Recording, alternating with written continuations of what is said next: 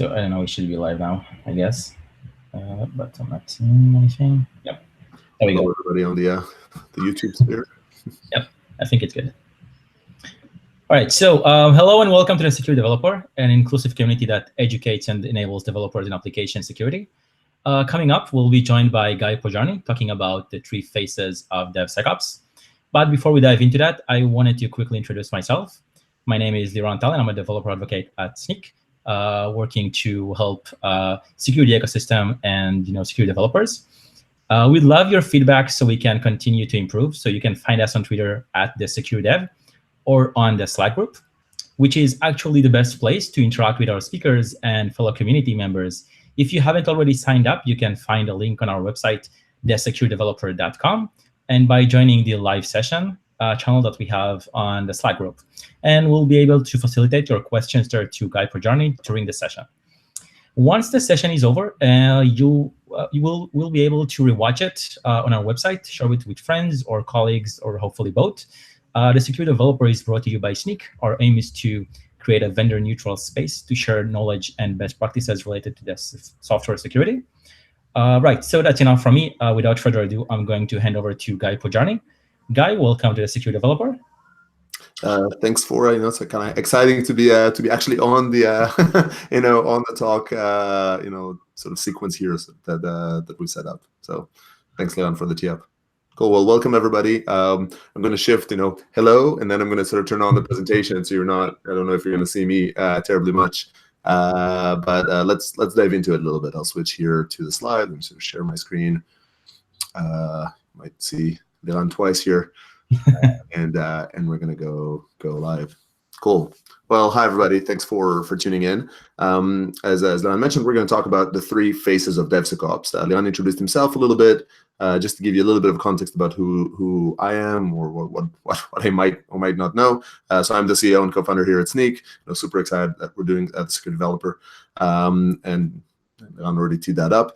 Before Snyk, I spent about a decade in application security, and then I went into the world of performance, founding a company called Blaze.io, and then that got acquired by Akamai. So I was CTO at Akamai for a bunch of times, and I've been very much deep into that DevOps and performance for 7 years, and then prior to that, 10 years in AppSec, and now in this world that covers both. So I have these, I guess, kind of different insights into these 2 worlds that I'm trying to communicate here in this talk when we talk about it. So I'm going to go a little bit fast. I've got a lot of slides that have a little bit of content on each.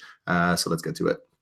And as Leon mentioned, just sort of ask questions on the Slack channel in the live session channel. If you have any questions, then Leon will interrupt me with them or sort of ask them at the end as appropriate. Cool. So digging in. We all love DevOps, right? I think so. You might tune off if you don't like DevOps. I'll explain why. But why? Why do we like DevOps? Why is DevOps a thing?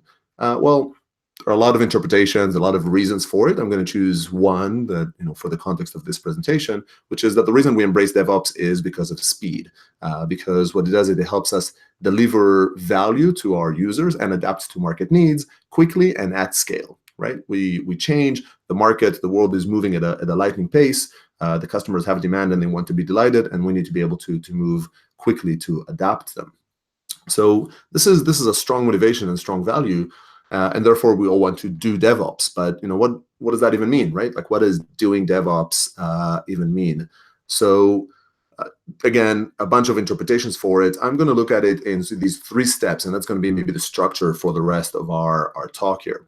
When you talk about doing DevOps, there are 3 maybe evolution steps for it. The first is using DevOps technologies, containers, cloud, open source, and the likes, clearly useful capabilities on their own rights. The second is DevOps methodologies, microservices, continuous integration, or continuous deployment. Those are our methodologies around changing the way we develop software, and they use those technologies. And third, and maybe most important, is this DevOps shared ownership mindset, right? The very core notion of dev and ops coming together, that you don't just throw code over the wall and operate it. There's an operator. You care about the success of the business. You don't just run the code. You know what it does and what the value of it is. So this is a structure for what DevOps is. And if we take that model, we can say, well, so what is DevSecOps?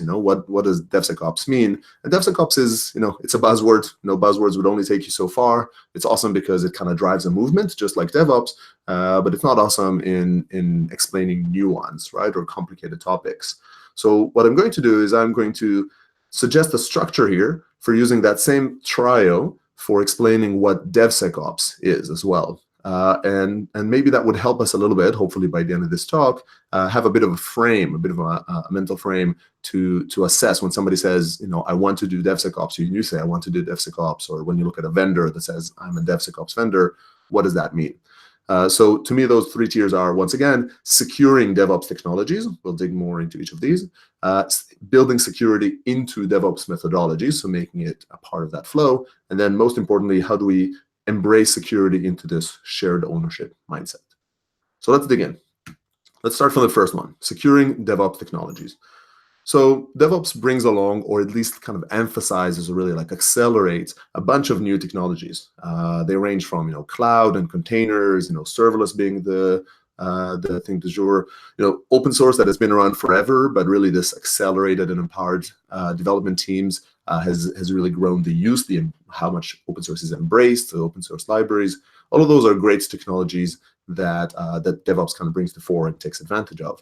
And that creates two types of security problems. The first problem is very sort of technical or almost administrative, and that is that many of these security solutions don't work in this new surrounding. Now, we're talking about security needs that are still relevant in the world of a new environment. For instance, you might still want to understand that you have a virus on a container.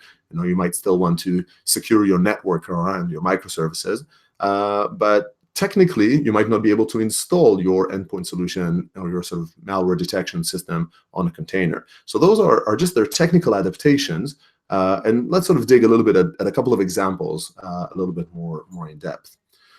The first example I'll talk about is a web app firewall. So hopefully most of you know what a web app firewall is. It's kind of a firewall at the application layer, and it helps protect against SQL injection and sort of similar attacks. And historically, web app firewalls were an appliance. They were a box that you just sort of put in front of your system, or maybe many boxes, and they would filter the traffic and try to do it at a high capacity. This is a diagram of Imperva, which is maybe the leader in the web app firewall space. And they've indeed started as an appliance. Now, an appliance is good when you're running your sphere or your sort of data center, but it's not necessarily the best thing when you are in the cloud and when you auto scale, right? How do you sort of adjust boxes elastically if your servers behind are elastic? And so these systems or these applications, the web firewall systems, had to adapt, right? How to change to be able to block web attacks at auto-scaling surroundings. Sounds simple enough, right? Here, just do this. This is an actual diagram from Imperva's documentation to talk about how do they auto-scale to adapt to an auto-scaling surrounding. Now, it's kind of easy to poke fun of these fancy diagrams. These things do get complicated for a reason, but that is indeed a solution. It's an adaptation that says, okay, you can use these virtual appliances and auto-scale them accordingly. So you're still applying the web app firewall. That's the most direct, the most simplistic statement that you might say is a DevSecOps thing. They've adapted into this DevOps technology. Maybe a slightly more forward-thinking angle to it, or like a newer thinking from the same vendor, is the notion of like shifting gears and saying, well, maybe your solution itself should also be a cloud, and moving this notion of a web app firewall to be as a service. So this is, again, kind of the service. You might put it in front of those clouds, and then you yourself, you Imperva in this case, might auto-scale your system, but offload that from the user. So, two different models, again, very simple. We're starting from the basics here, just adapting an existing capability to these technologies.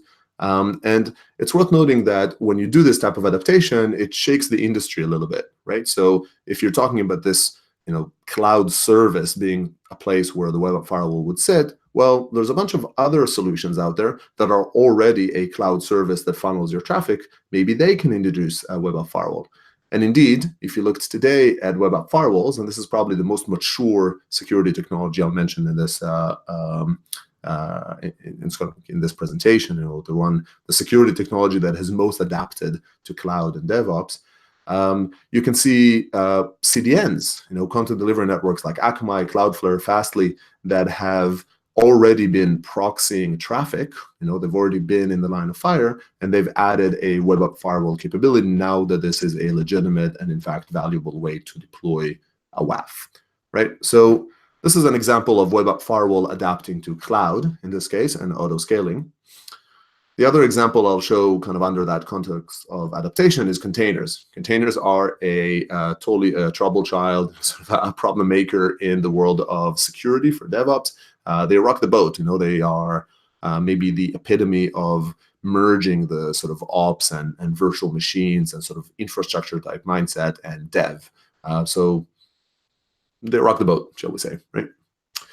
So when you talk about adapting to containers or adapting security to containers, probably the best example, or one good example, is endpoint protection. So endpoint protection is sort of the combined name for antivirus, anti-malware. It's the idea that says, well, if somebody did manage to compromise your machine, you kind of want to know about it, right? And you want to know about it whether it's a physical machine, a VM, or a container. Containers are not wonderfully immune to malware. They are, just as susceptible. And if that happens, you want to be able to detect it. So when you look at solutions, there's a bunch of these solutions in the endpoint protection space, for instance, Symantec being one of them.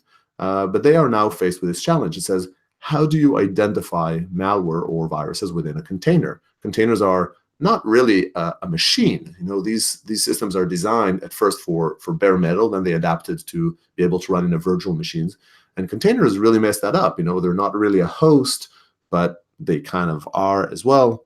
And so the solutions adapt. This is an example of a first step of adaptation that Symantec has taken, and others have done a similar thing. I think Trend Micro does this as well, which basically says, okay, run our endpoint protection on the container host, the machine that is running the containers, and then we'll dig in. And that's an interesting evolution. It already runs into problems or challenges when you think about Fargate, for instance, or environments where you do not own the host. You the application owner, don't own the host, but it's a step towards that path. Again, an example of adapting a security to the DevOps environment and maybe the minimal DevSecOps motion.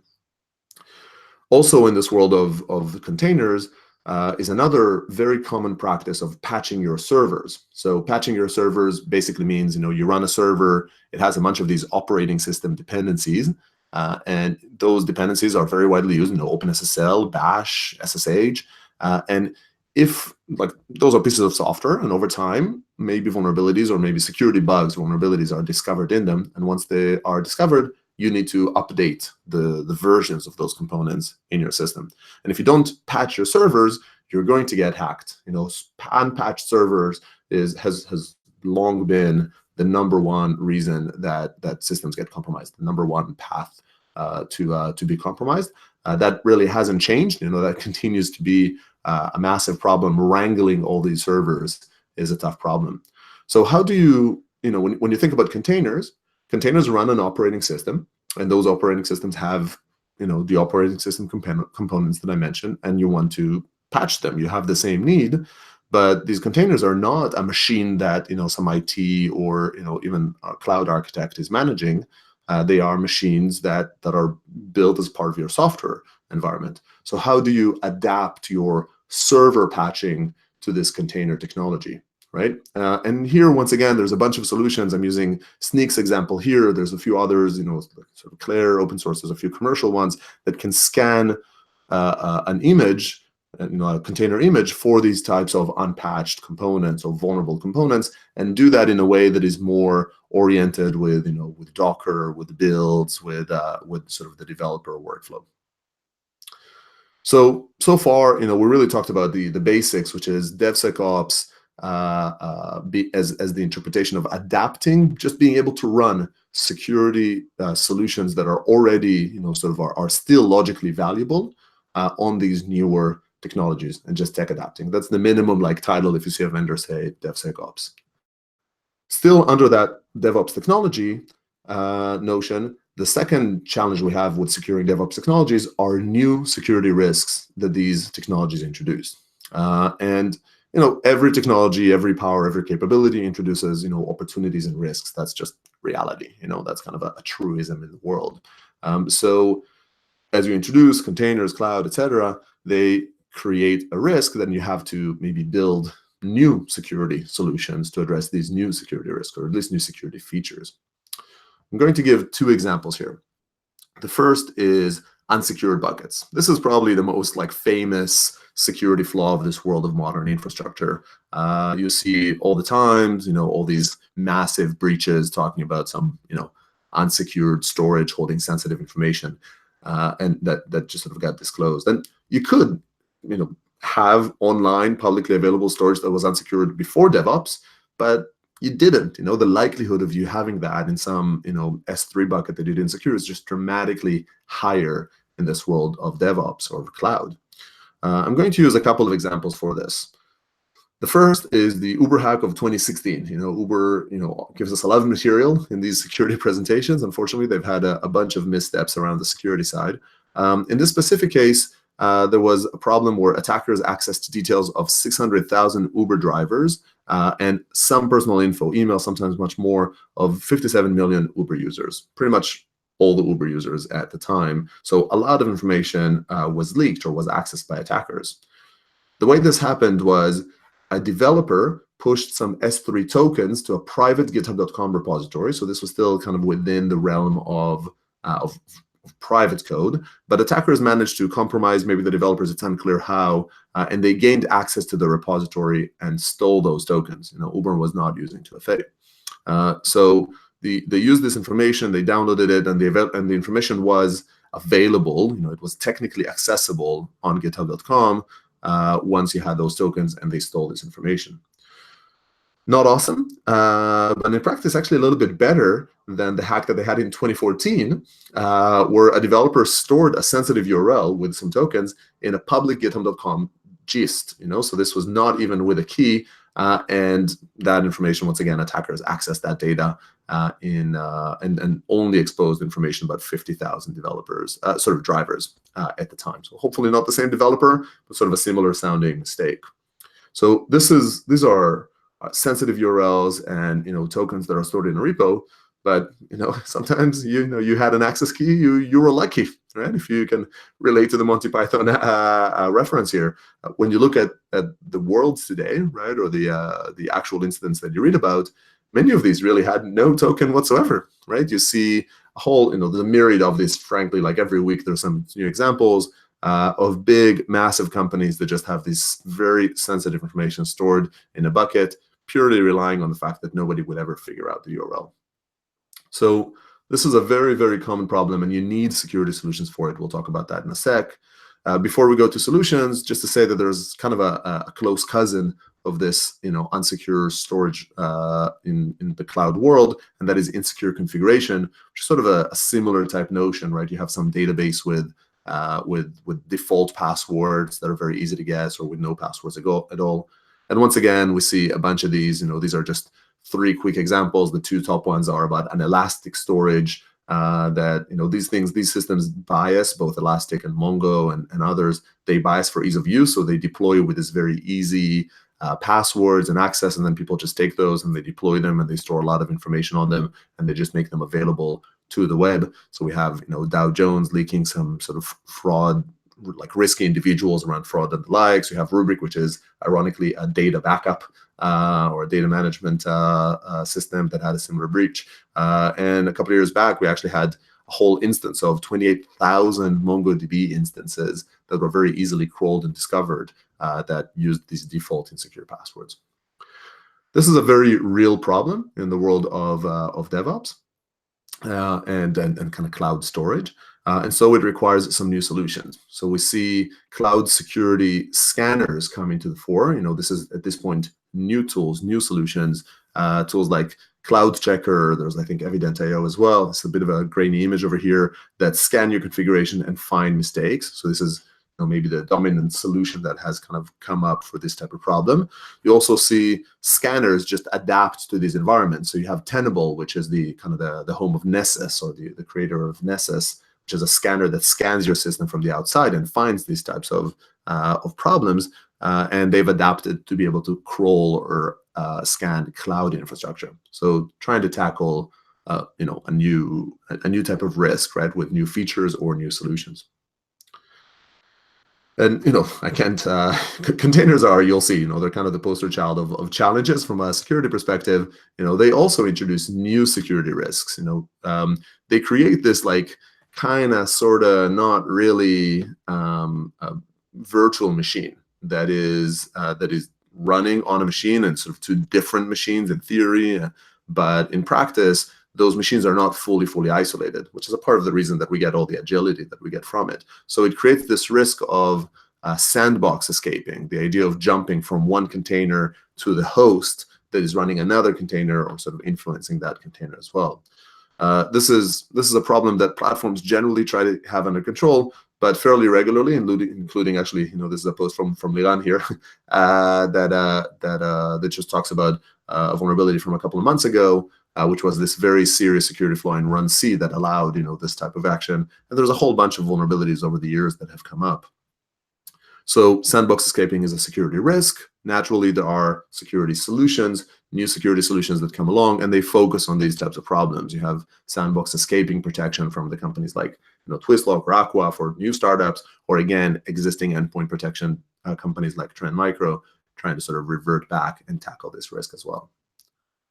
So a little long-winded, but all of this foundation is around DevSecOps in the notion of security for DevOps technologies, right? Either securities that have adapted existing tools to just work in the new environments. There's no real fundamental new functionality. It's just the different surroundings. Or it's around understanding new security risks these technology introduce and then trying to cover them. Cool? Hopefully so far so good. On to phase two. Phase two of the evolution is not just about, hey, I'm using containers, but I'm adapting it, right? I'm not, say, kind of lifting and shifting my, monolith from, just running on a VM to running in a container because I think it's cooler, but I'm also now breaking it up into these microservices and I'm taking advantage of the benefits that brings to the fore. So, DevOps introduces a whole set of these methodologies. We're going to talk about CI/CD and about microservices. Let's start by CI/CD. CI/CD and this notion of continuous delivery is maybe one of the anchor tenets of DevOps. You don't stop, you run, you just continuously deploy.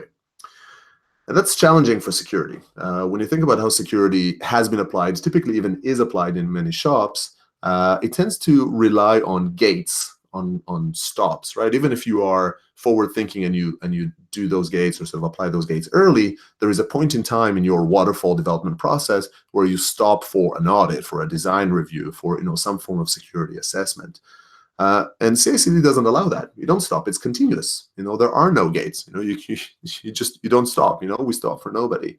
And so stopping is not an option, and security solutions have to adapt. They have to figure out how do they run in that environment. The solution for that is, basically automation. It's basically the idea of taking something that the industry has long been trying to do with application security, and that is run automated scans. Conceptually, we're actually very prepared for this, and we have, SAST, DAST, these like static and dynamic application security testing tools that are all about automation. So they should fit right in, kinda. They don't fully work. So let's dig in. We're going to look at the three buckets of these types of automated security tests. The first one to look at is static. So static analysis, static application security testing, or SAST in sort of analyst speak. Basically, what it does is something called taint flow analysis. So it scans your code to try and find potential vulnerable code paths. It tries to find sources like a form field and sinks like a database, right? And see if data can flow from a source to a sink without being sanitized, without being cleaned or verified in the process. Fundamentally, a very sort of automation-friendly thing to do, right? Sure, just run this test in your build, and if it found the vulnerability, break. But it's not that simple. First, scans take a very, very long time to run. Sometimes definitely hours, sometimes days, depending on the size of your path, and that's just sort of unacceptably slow for pretty much all build systems. Right? You're going to get kicked out of the build fairly quickly. So SAST solutions had to adapt. This world is still kind of in progress a little bit, but the primary adaptation that has happened here is this notion of incremental scans. So what does that mean? It means you run one long scan, and you do that at whatever frequency, weekly, monthly, quarterly, whatever makes sense for you. And that's a very thorough and comprehensive scan. And then you run these delta scans as part of the build. And those delta scans only check, the delta, the difference between the baseline that, let's say, you were doing weekly and what you've changed over here. And hopefully that makes them fast enough. They're not as comprehensive, but they're still pretty good. And they are maybe fast enough to run within the build. So this is a simple, and maybe in the world of AST, one of the kind of more widely acknowledged, widely accepted adaptation of security testing to the DevOps environment or methodology.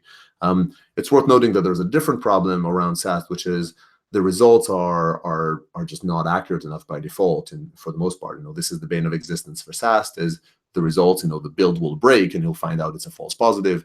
And that's probably the biggest barrier for adoption. The incremental scan is a decent adaptation that has happened. So this is SAST, and SAST is, again, adapting to the CI/CD environment. DAST, dynamic application security testing, is this notion of these black box testing. So you deploy a system, and this is this automated bot that would try to hack it, putting in all sorts of malicious inputs, or simulated malicious inputs into form fields and the likes, and seeing what happened. Once again, it's an automated capability, but it has some challenges around building that into a CI/CD pipeline. Two challenges. First, the scans require some form of dedicated environment. Now, this is not a security-specific problem. Many of these functional tests and things like that, when you want to do end-to-end tests, require an end-to-end environment that is deployed. But it's a challenge. It oftentimes doesn't exist. Hopefully, you're doing that anyway. There are solutions for it today. And then the second is, once again, a performance problem. If you thought SAST was low, doing DAST for comprehensive scanning, comprehensive crawling of an application can take a very, very long time. And so, once again, security solutions have adapted. This is the DevSecOps motion. First, or sort of maybe the most notable adaptation is IAST, interactive application security testing. This is gotta love the analyst acronyms here. So what IAST means is you instrument the app, so you require some library, or you include some library in your load time, and that modifies the application so that it knows what's happening when you run it. And then you run the unit tests, just regular unit tests, and you deduce security issues from that. So you understand the data flowed in a certain way, and you figure out, okay, now I can start manipulating that and seeing if that works. And I think OWASP ZAP works this way, and there's some vendors like Contrast Security and the likes that are doing this more commercially. So this is less comprehensive, but it works quickly, and because it relies on your unit tests, then it's only as its length is proportional to the amount of time it takes you to run those unit tests. And probably the best solution that the word has, that this industry has provided for the most part, but it's still it sometimes works. At the end of the day, DAST is rarely seen in a CI/CD environment, and it ends up, not being embraced into the DevSecOps motion. Just as a quick shout out on the side to a solution that is interesting. I'm not sure if it's fully valid yet, but I think it's worth considering. It's from a company called Detectify, which is a little bit more, the solution, as I understand it, is they're more about starting a scan in the build, but then running it asynchronous. So you're still using the builds as a trigger, as a statement that something has changed, you need to scan again, but you're not providing the results in line. You don't break the build if there was a problem. And then the last sort of automated security test that I'll talk about is SCA, software composition analysis. This is about fixing vulnerable libraries as part of those components. And SCA is an example of a very DevOps-friendly type of problem. It's a very fast and accurate type of scan. You figure out, you run in the build, you figure out which components are installed over here, you intersect that with a vulnerability database, and you break the build if a vulnerability exists. So fundamentally, this is something that you actually see a lot of adoption inside of build system, and it's sort of a naturally DevSecOps-y kind of form of functionality. And that's great. But even within that, there's a lot of evolutions or sort of experimentations about how do you engage developers. We'll talk about that a little bit more later on, but just to show a couple of examples. One is, I mentioned in the previous slide, break the build if there's a vulnerability. Breaking the build is a little harsh, right? You pull the cord, It's not necessarily, it's a sledgehammer approach. You don't always want to do it. Another model, we're using this in Sneak, and you can do it in a bunch of others, is to actually test in the pull request. So that's an interesting different engagement model. The build tests a state. If you have a vulnerability from before, it would break. If a vulnerability was just disclosed, it would break, while a pull request tests this specific set of code changes. So only if you introduced a new vulnerability with your specific code changes, the pull request test would fail. So it's a slightly more subtle element, and it only fails on new issues that developers introduce. On the flip side, you also have the problem of breaking the build, but when a new vulnerability is disclosed, right? You've got a vulnerability, you've got a system, you've got a clean bill of health, you have, using a whole bunch of libraries, and they were kosher, they were sort of good before, but now one of them, a new vulnerability has been discovered in it. Suddenly your build breaks, and it's disruptive. You haven't done anything. Why are you breaking my build? So similarly, you need a different mechanism than breaking the builds to notify when a new vulnerability has been disclosed. And in the case of Sneak, we do this through alerts and through automated fix PRs. And this notion of actionable automated fixes, the notion of separating these two use cases, are all different engagement models that kind of derive from experimentation, from how do you work with this methodology of a CI/CD flow. Cool, a lot of information, right? And this is a fairly condensed presentation, right? We talked about the DevOps technologies. We talked about the first sort of DevOps methodology and how do you embed security into it, and that's CI/CD. Slightly lighter weight example when you talk about adapting security is microservices. Microservices, once again, a core tenet of DevOps. The idea of separating your application into many, many different components is super powerful and not super pleasant for security.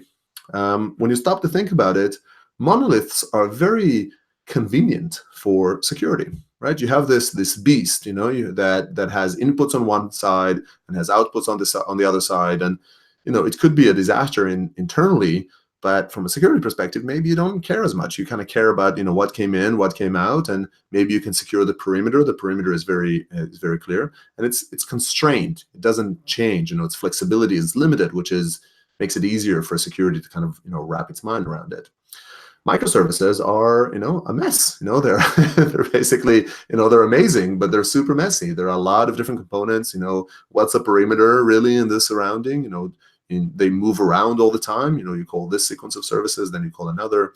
It's not easy to sort of wrangle microservices, and that requires adapting the security components. What is data flow? What is normal? And so you see, and we're starting to go into like very much new territories, right? It's not territories that the industry has figured out yet. This is where we're getting a little bit more into like the first steps into solutions. You're seeing things like security monitoring for microservices that try to maybe adapt. This is Pareto. It's one example. They kind of had the visual. All of these examples I give they're not necessarily like touts or recommendations. They're just examples. This is an industry-wide sort of challenge. But what they do is they try to map data flows between the microservices, and therefore they might be able to show sort of highlight what is a good data flow, what is a bad data flow, maybe even do some machine learning to sort of establish what normal is, and just visualize those components to identify attacks. Related, microservices also create challenges around installation. When it's one monolith, when it's one VM, you can maybe SSH into that machine and install something. When you're talking about these containered environment and all that, containerized environment, they get deployed through that Docker file. You need to change how you install. So this is an example of how Signal Sciences installs their agent, the component they need, inside the Docker file, right? Some other container security solutions might run as a sidecar. So they run a different container inside of your Kubernetes cluster. So all of those are adaptations around installation. And then a third kind of more recent example that I like is from a company called Small Step, and that talks about, okay, in this notion of microservices, you also have this new concern, this new risk that talks about identity, right? You now have a lot of these different components, and they all pass data between one another. But how do they know who are they talking to? How do they know if it's a real thing on the other side, if they're actually talking to the party, to sort of the entity on the other side? or not, if it's the correct one. So you need, TLS, you need certificates, but then you need to get into this world of how do you manage identity, how do you manage certificates for all those components. And SmallStep is an open source based company that is building in that space. It's kind of like Let's Encrypt, but for sort of internal identities. So all of those are really cool tools that they try to adapt security into this world of microservices, into this methodology of microservices. So shifting a little bit, I've been a little bit doom and gloomish, up until now. It's like, oh, DevOps introduces all these changes, all these shifts, security solutions need to adapt. There's also goodness in these DevOps methodologies, of course, in the technologies themselves. And this is, like a lot of the question that is happening in the world of AppSec is, is DevOps good for security? Is it bad for security? So first of all, it doesn't matter. It's happening. Business needs drive us there. But really what you want to do is you want to say, what are the opportunities that the DevOps methodologies offer, and make sure that you tap into that so it's not just attacks. The reality is that they cause, once again, some opportunities and some risks. So let me show a few examples of these types of opportunities. And for the most part, they rely on quick response. So, first, and maybe like the cleanest and an example that I really love is the notion of what do you do as a response to a suspicion element. If you are in a VM and you see some potential malware, potential virus, you get into trouble. Like, what do? Do you like quarantine it somehow? You alert, you need to do something about it.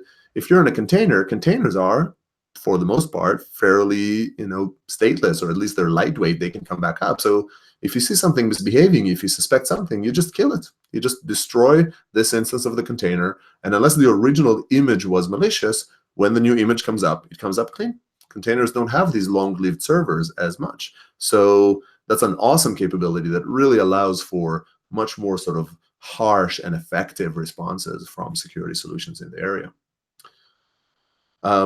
Another example of DevOps being an advantage for security is the notion of deployment speed. So when you talk about, let's say you have a server and it's unpatched, and like some new massive vulnerability and whatever, OpenSSL comes out and you need to patch it.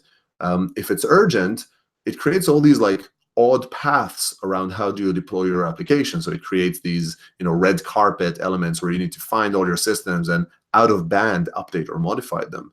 In the world of DevOps, whether you're using containers or things like Chef and Puppet for sort of automated provisioning, you have standard ways of deploying in bulk. You have the paved path of saying, hey, just rebuild this container and push it to production. It is the paved path. It's the standard one way to get to production. So it allows you to deploy much more safely and much more quickly once you've sort of embraced this type of deployment model. CI/CD that we talked about before, I talked about the challenges of putting, time-constrained tests into the build. But fundamentally, as security, we've always longed for, some place to put tests, some place to put policy enforcement, right? To be able to say, like this type of practice cannot make it to production or capture everything that is deployed. And CI/CD gives us precisely that, right? This methodology introduces a natural home, and a very elegant one, for these types of security tests. So that's awesome, and we need to embrace it. And you see more and more security teams starting to build security tests and actually put them into the CI/CD process.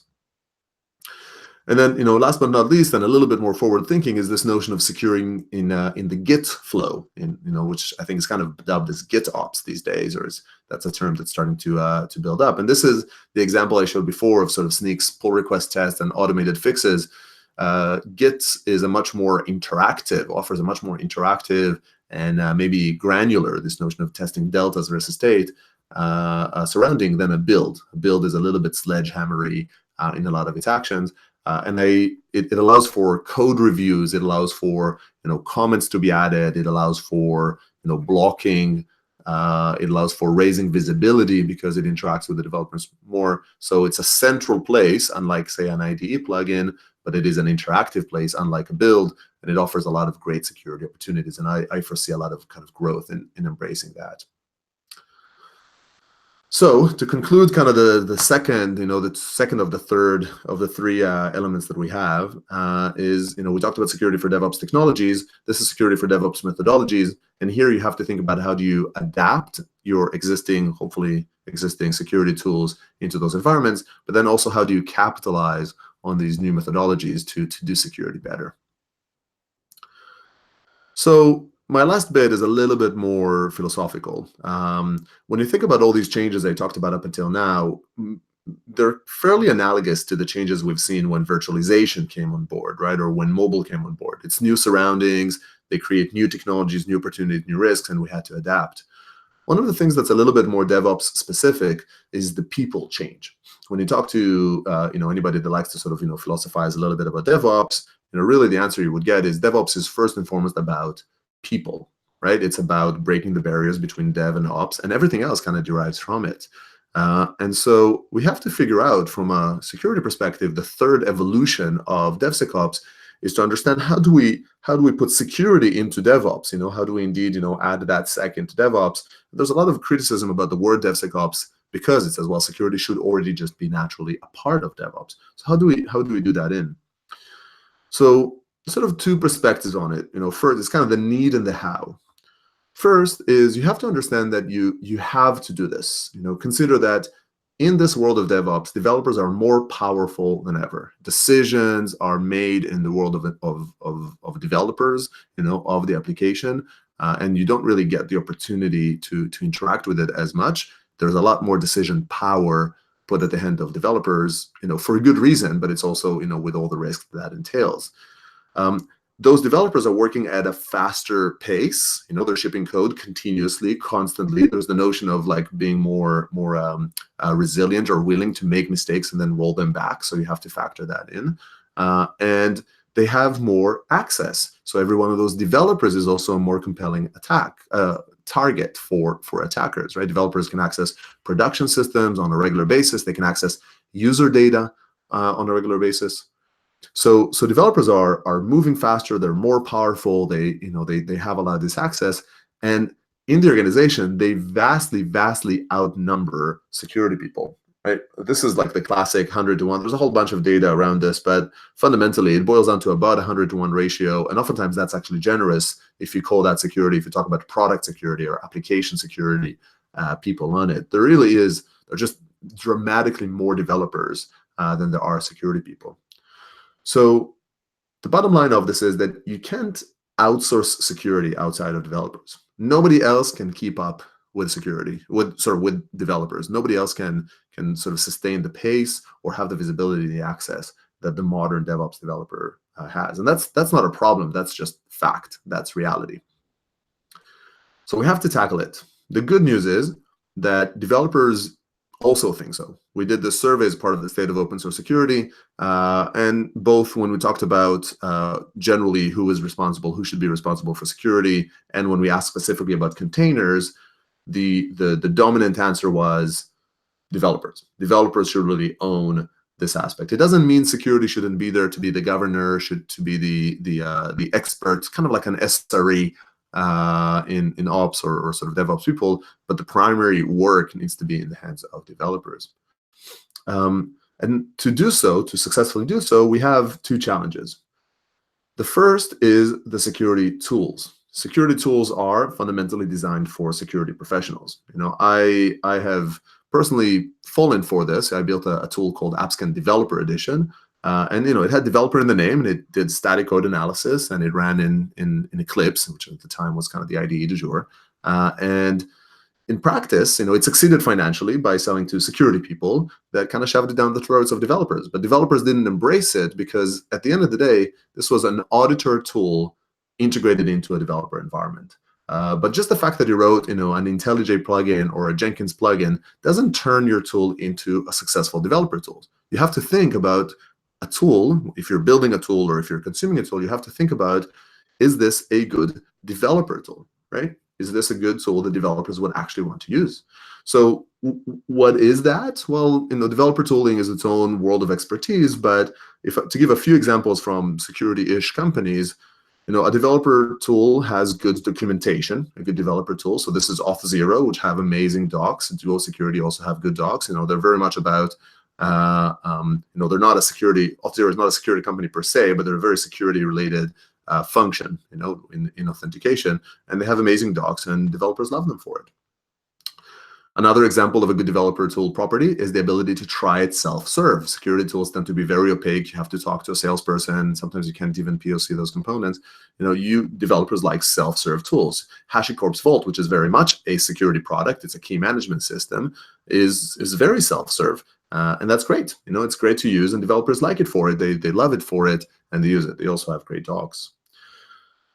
Good developer tools have good education for developers. So, oftentimes what happens in security tools is they assume security level of expertise, but they don't. They over-educate maybe about developer surroundings, but they basically lack the understanding, or do not adapt to the fact that the people hearing this don't have deep security expertise. This is a great example from PagerDuty's docs, where they actually released their incident response handling and their own tool. And PagerDuty is not a security tool per se, but it is oftentimes used for security incident response. These are great education systems about how do you handle incidents, including security incidents, and it's meant for non-security experts. So you want to do that. And then last, and maybe the most important, is it's around actionability. So at the end of the day, a developer's job isn't to find issues, it's to fix issues. And pretty much all security tools out there they find problems, and therefore they make work for me, a developer. They make work. If all you're doing is you're sort of adding work on my plate, you might not be my favorite person, right? You might not be the person that I want to talk to. So what you want is, as a developer-oriented security tool, you have to think about how do you make the tasks that you gave actionable, truly actionable, not just guidance. How do you make it as easy as possible to fix this security concern that you've just introduced? From security libraries to automated fixes like we do in Sneak. Just make it easy. Make it easy to make the problem go away. So if you are a consumer of security tools, you want to find and the security tools that you think developers will actually embrace. If you are building them internally or you're a vendor, just consider these things. Try to build security tools that really are developer tools that do security. The second challenge that is probably the most meta here is how do we actually get the people to change? How do you get developers to embrace security, and how do you get security to embrace developer? So unfortunately, I don't have hey, you do these 1, 2, 3 things and this problem is solved. What I do have is some ideas from people that do this better than I do. So I have the kind of privilege of running the Secure Developer podcast. So you're on the Secure Developer talk here. There's also the Secure Developer podcast, which you can find on iTunes and on our community site. And I've had various great minds dealing with security in their perspectives, right, and in their companies. And I'd like to share some perspectives from them about how do they get, how do they see the changes necessary to make developers embrace security. So the first tip comes from the PagerDuty security team, where I had 3 of them on my podcast, and they talked about being, that we're here to make it easy to do the right thing. This very much epitomizes this idea of make it easy for developers, right? Don't just make work for them. Help them do things correct. And the second tip that they have is think about security problems or SecOps as operational problems. It's just ops, and use tools. They use Chef, Splunk, AWS tooling, their own PagerDuty to handle these security tools. You don't need to learn a whole breed of other tools. Other good tips come from Optimizely, where Kyle Randolph there, who I think was their first AppSec hire, first security hire, they have these awesome T-shirts that say "Security Hero." So security is not just about shaming. It's not just about saying hey, you've done something wrong. Can you celebrate successes and give these more exclusive, high quality T-shirts? One Medical, Zach Powers there talked about how they give hoodies to their developers, talked about sort of hoodie-driven security. So it helps celebrate those that did it well and helps show it. And once again, just like PagerDuty, they use Spinnaker and ops tools to handle security concerns. New Relic CISO, Shaun Gordon, talked more about what not to do. And it says, well, you're going to turn the developer off if you give them unactionable information. This comes back to the tooling advice I said before, but when you're embracing tools and practices, you have to make sure that it's not something that they don't understand or that they don't know how to fix it. And if you did, they're just going to they're going to throw you out. They're definitely not going to embrace it. You're just going to muddy your relationship with them. And the other element that he said is he wants to change the security team. So he talked about adding developers, hiring developers or people with dev backgrounds into their team, and change the way they do security to fit the way developers perform their job. This is a two-way street. Developers or security have to adapt to this environment as well. Justin Somali, I think I might be butchering his name a little bit, was the SAP at the CISO at SAP and Box and Yahoo and Symantec. Also talked about making security teams be more product builders. And then last example is the Slack CISO that talked more about org design. So we talked about how security used to be this sort of more second-class sysadmin, sort of external, outside of engineering group that didn't get the sway needed within engineering, and it moved to be a first-class citizen of the engineering environment, and that helped them sort of affect change internally. And the other thing that they've done, which was awesome, is more about the community bit of it. They're quite well known. A bunch of people do this now as well, for sending even competitors that have a security breach, showing them love. Sending them pizza, sending them cake to a neighboring security team that is suffering a breach, that is dealing with something, understanding that it's not because they're bad at their job. It's because this is the world of security, and outages and security breaches happen. So you want to look for ways to engage developer in security to truly embrace DevSecOps. And we talked about finding security tools that would actually be embraced by developers, and then finding ways in your organization to engage developers in this practice. So to summarize, we're sort of towards the end here. DevOps is there to help us move fast, right? It helps deliver value to our customers faster when they ask for something. It helps adapt to market changes, which happened all the time, faster, and helps you do all of that at scale and grow the company, and also keep people happier. And DevSecOps is about maintaining that. It's about adapting to this philosophy. You can think about DevSecOps, about doing DevSecOps in these 3 steps or 3 evolutions. How do you secure the DevOps technologies you use? How do you embrace security into the DevOps methodologies that you have? And how do you include the security team in this DevOps shared ownership team, adapting both the security team and the developers to do so?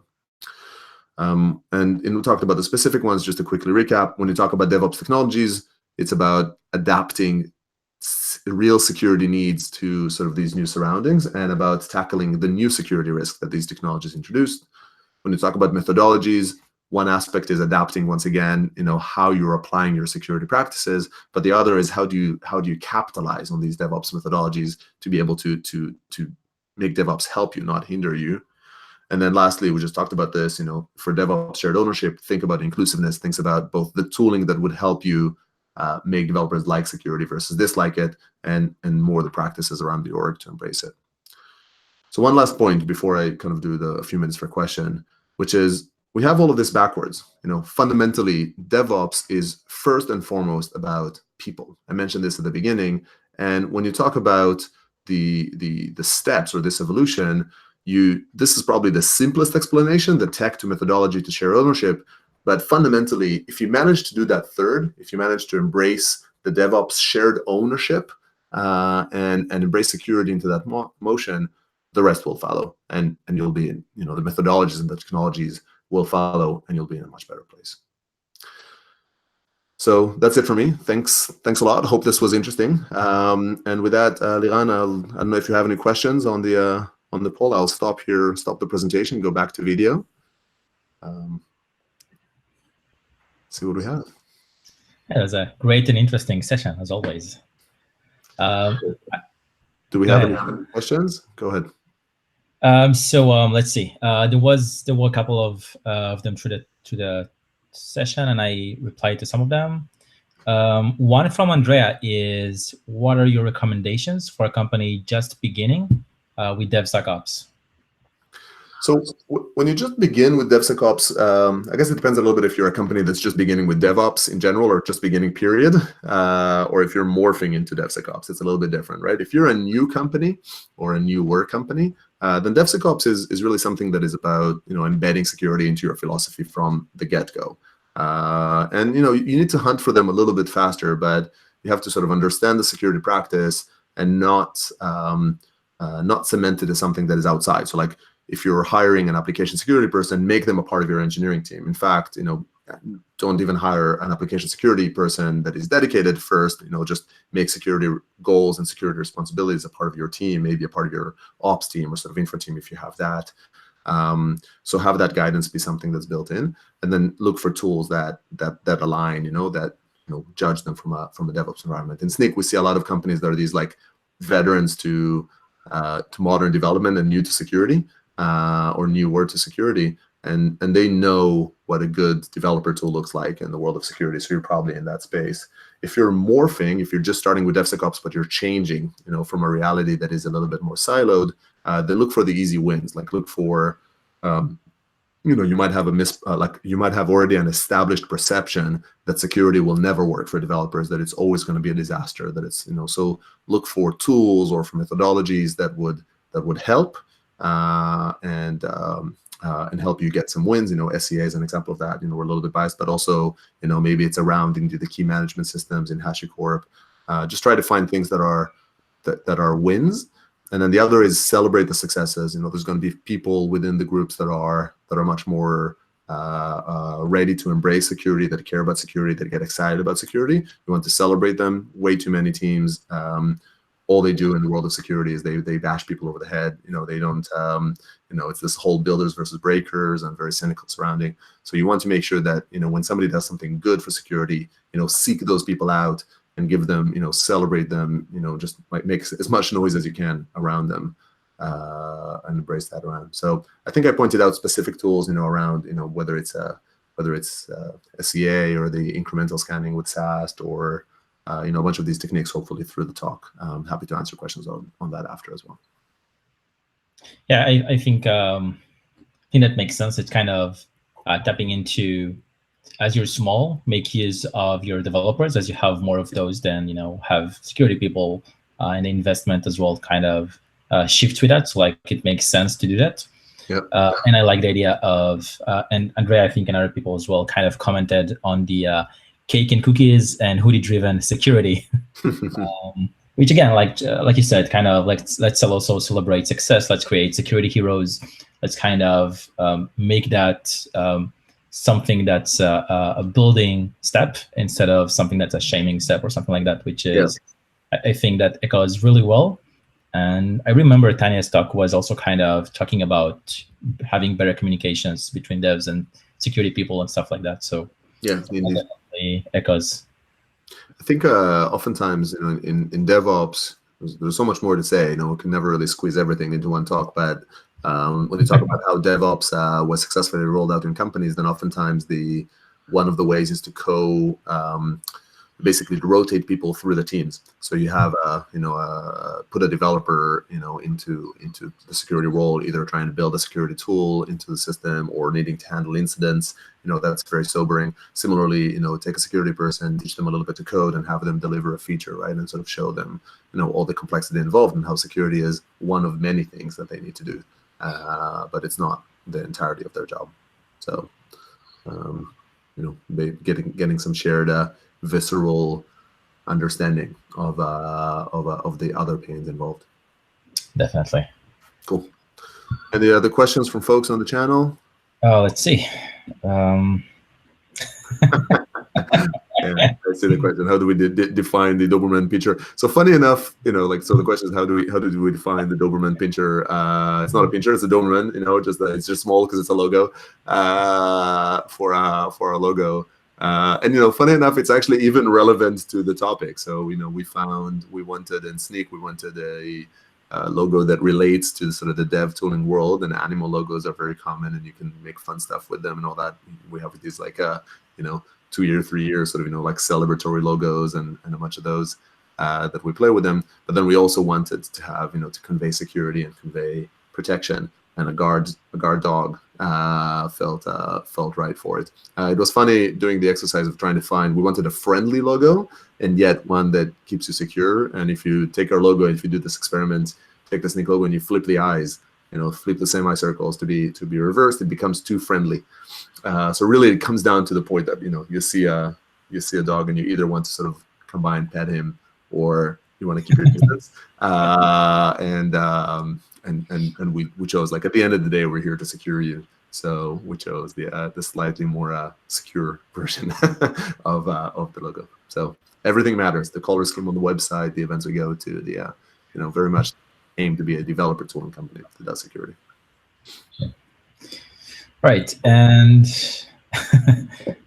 one more. Do you want to take that? Maybe a shortly one. It's about, I guess, ensuring that dev pipelines aren't causing friction due to adding security tooling to the DevOps company.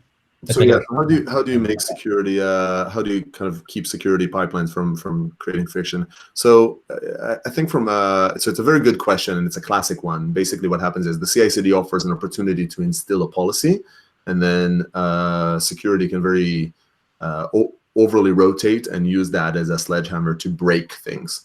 But you have to understand that breaking the build is a very disruptive action. So you should do two primary things. One, you should use it sparingly. So you can run tests in the build, and you can make them, log issues. You can make them, spit out sort of information. But breaking the build is something you should really do only if it is a hard problems, like maybe a CVSS 10 is sort of a critical vulnerability, right? Or it's a GPL component, it's not quite security, but oftentimes falls into it. Those warrant breaking the build. And the second thing is that when you do break the build, and even when you don't, you make the results very, very actionable. So paint a very clear picture to say, okay, I broke the build, this problem occurred, this is what you need to do to get back to a clean state, and hopefully empower developers to make that decision, so don't get in their way. So a really good example of that is allowing developers to ignore a vulnerability themselves. So you can choose not to do it, and sometimes people fear doing it, but if you don't let them do it, then you're breaking the process, and you're just creating disruption to their process, and they're not going to like you, like it's not something that will be embraced, and that group will push to move you out of the build. So you have to think about the specific cases. I do think GitOps is a really interesting place to allow dynamic and automated engagement with developers without being intrusive. So if you open a pull request with a suggested fix, it's a pull request. It doesn't get into anybody's way. You can choose to merge it or not. If you add automated code review or some form of linter or static analysis, and I'm keen to see the static analysis players kick into that and open reviews on pull requests. Once again, they're recommendations, very visible, easy to engage with. They don't get in your way. They just inform you and then reach you. So I think it's about that. It's about using the opportunity but not abusing it. Using the opportunity for knowledge and insight. But being very, very mindful about when do you break. That's a heavy action. Do it wisely. Yep. So, cool. All right, so let's wrap up. Thank you, Guy. That's all the time we have today, but please continue to drop your questions in the Slack channel, and we'll try to get those answered for you. Huge thanks to Guy Podjarny. It was great having you on the Secure Developer. We hope it won't be the last time to have you join us. Also, thanks all of you for listening. I hope you enjoyed it. Our next section is going to be in a 2 weeks time, probably on the 3rd of May, that happens to be. And we'll be Shry our money with using SS Octopus. I'm already excited to hear what's that about. You can grab your ticket online on the Secure Developer website, which is thesecuredeveloper.com. And in the meantime, if you enjoyed the session, please remember to share the video and tell others about the community. Thank you and goodbye. Thanks, everybody. Yeah.